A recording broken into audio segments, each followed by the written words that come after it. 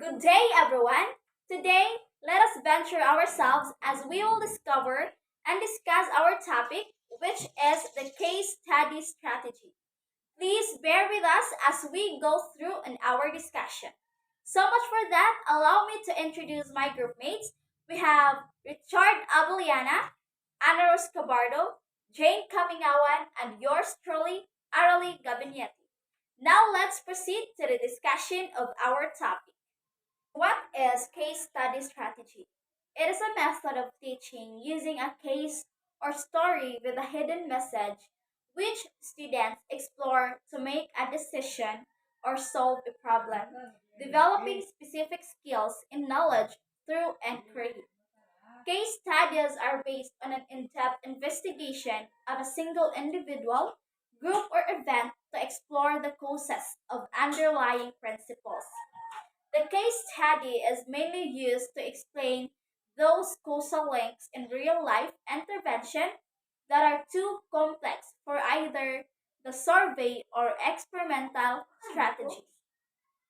Like other research strategies, its design includes questions or propositions, units of analysis, the logic linking the data to the questions or propositions, and the interpretation of the outcomes.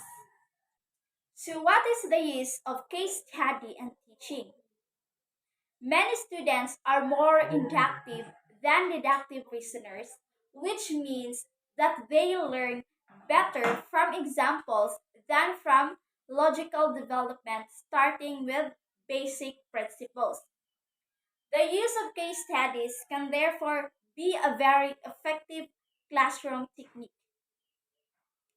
Case studies have long been used in business schools, law schools, medical schools, and the social sciences, but they can be used in any discipline when instructors want students to explore how what they have learned applies to real world situations. Cases come in many formats, from a simple, "What would you do in this situation?" question to a detailed description of a situation with accompanying data to analyze. Whether to use a simple scenario type case or a complex detailed one depends on your course objectives. Most case assignments required students to answer an open ended question or develop a solution to an open ended problem with multiple potential solutions. Requirements can range from a one paragraph answer to a fully developed group action plan, proposal, or decision. Now let's welcome the second discussant, which is Jane Kamingawan, to talk about the methods of case study strategy. And now let's have the teaching methods for case studies. Case study method is a powerful student-centered teaching strategy that can impart students with critical thinking, communication, and interpersonal skills. Having students work through complex, ambiguous, real-world problems engages students with a course material, encouraging them to see it from an action perspective rather than analyze it from a distance. So case studies are, by their nature, multidisciplinary and allow the application of theoretical concepts, bridging the gap between theory and practice. This is according to Davis and Wilcock. Working on cases requires students to research and evaluate multiple sources of data, fostering information literacy. It is also effective at developing real world professional skills. Working on case studies requires good organizational and time management skills. Case method increases student proficiency with written and oral communication, as well as collaboration and teamwork. Now, in getting started with case studies, the first method is setting goals or objectives. Now, before choosing a case, it is important to set your goals for the lesson. Have a clear set of objectives and be sure you know what you want to accomplish in the case. what facts, principles, and viewpoints the students should cover. And the second one is the picking a case.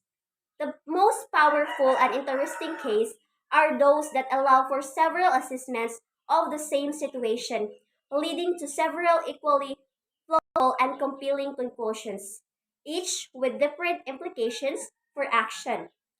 Cases are narrative situations. Select data samplings or statements that present unresolved or provocative issues.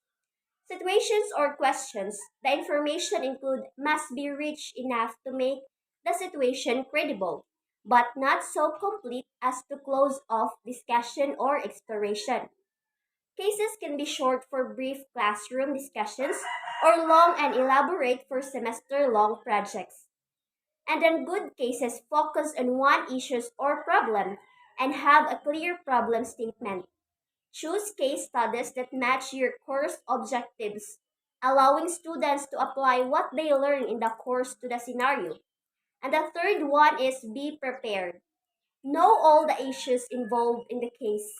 Prepare questions and prompt in advance, and anticipate where students might run into problems. You need to frame the fighting issues because that's where the action is. Get some sense of timing. A big danger is overpacking classes and then shortchanging the material. Break the material into segments. Get a sense of how long each debate is going to last. And determines which issues can be removed or made optional. You have to be able to flatten or shorten the accordion segments of class as needed. Set two or three targets marking when you should be at a certain point in the discussion so you know when to compress and when to fill in the material. And the fourth one is prepare your students. Students may be unfamiliar with the case method or may be predisposed to distrust group work. They need to know exactly what is expected of them in order to be successful in class. To avoid causing frustration, consider the following tips. First, start with a simple case. Second, discuss the purpose and suggested methods for doing a case assignment. Number three, if cases are won in a team, introduce students to resources for team dynamics. And for number four, allow sufficient class time for students to meet with their teams. Number five, establish discussion etiquette guidelines. Number six, take sufficient time to introduce the narrative and establish the case facts. And lastly, the number seven is reassure students that missiness is normal for this type of assignment. And number eight, make sure you give students an opportunity to provide their reactions and feedback. Now, if there are specialized skills or knowledge needed to complete the case analysis, go over this with the class. Spend some time at the beginning familiarizing students with specialized terminology or the expected formats for professional documents. And for the last method is get to know your students. For case method to be successful, you must be familiar with your students. Link the material with the people who are there. Have students fill out cards listing their knowledge and interests. Review these cards before each class and make a list of four or five each class who are most likely to contribute something to the discussion. It is also important for students to get to know and trust one another.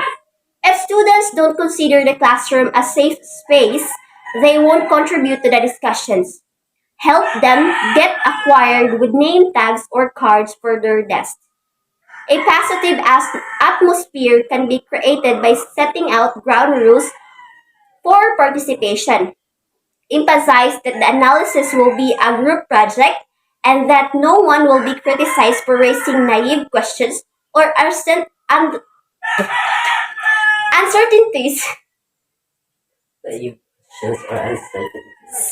or uncertainties that everyone is required to actively work together on the analysis without a clear sense that they are free to experiment with hypotheses. Students will tend to remain silent until they feel that the right answer has been identified. So that's all for the methods for using case strategy. For the next discussants, let's have Richard Abuyana to talk about the advantages and disadvantages of case study strategies. For methods and strategies, there are pros and cons. Definitely, we will discuss the advantage and disadvantage of using the case study strategy. So, allow me to give you an insight and share my understanding on a given topic. To start with, let us first talk the advantage of case study strategy.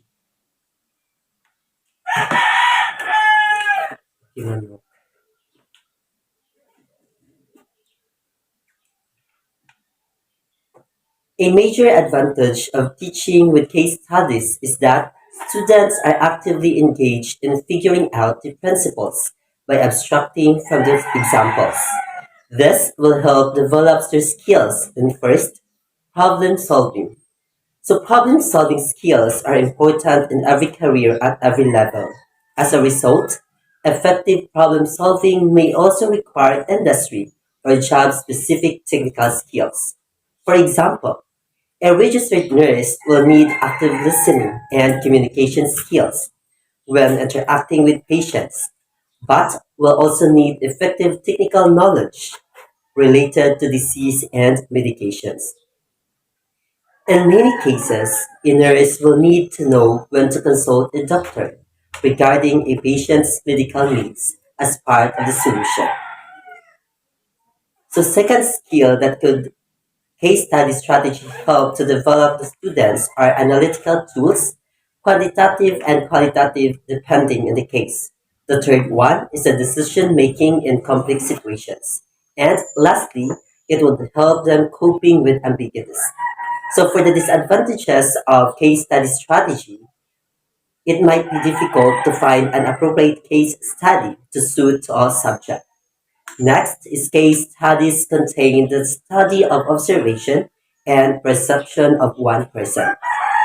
The third one, disadvantage of case study strategy, is that managing time is criterion in a training program.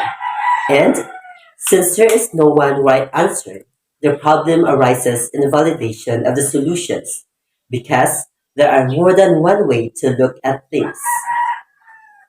Now let's welcome the next discussant, which is Ana Ruscabardo, to talk about the tips in applying case study strategies on teaching.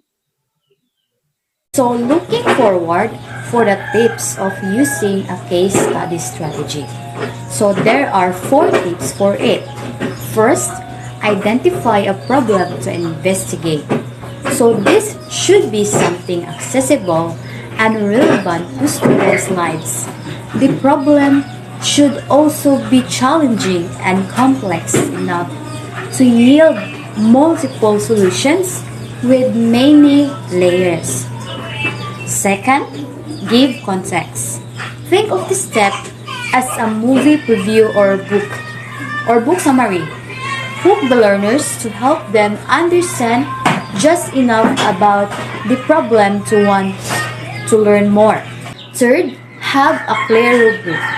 Giving structure to your definition of quality group work and products will lead stronger end products.